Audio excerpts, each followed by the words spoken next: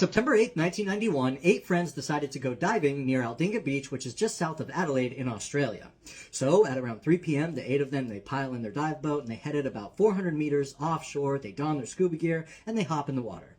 And for the next 20 to 30 minutes, they all have a wonderful time just kind of diving around, checking out the local wildlife. Apparently in the area, there's these really large grouper that are pretty cool to see, so they're just having a blast. Well, about that time, so 20 to 30 minutes in, some of the group have surfaced already, but some of them are still in the water, one of whom is one of the older divers, a 30-year-old police officer named Dave Roberts, and he's getting ready to end his dive to go to the surface when he looks down and he happens to see this really big, bright, beautiful rock that, for whatever reason, he just really wants to check out. So he fins down to the bottom to about 65 feet or 20 meters deep. He gets down there, and right off next to him, about 6 feet away or maybe 2 meters away, there's another diver, one of his friends, a 19-year-old named Jonathan Lee.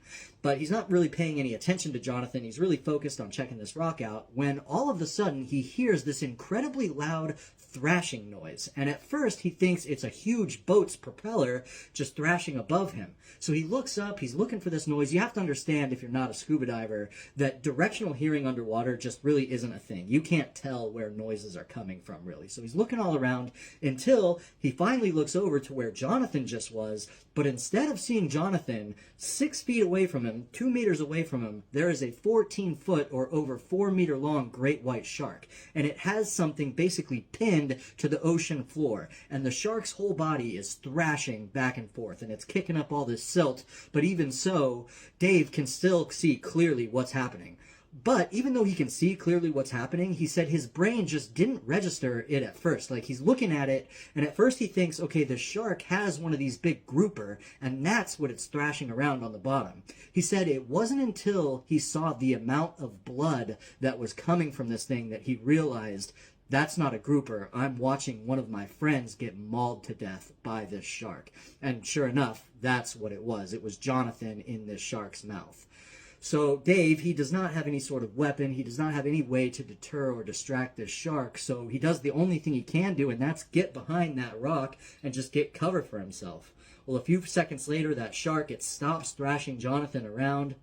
And of course, the water is just this giant plume of red now, but the shark makes a tight circle and swims back directly towards Dave. It's looking basically right at him, and it comes to within 2 feet of him. In other words, he can reach out and touch it just like this. It's under a meter.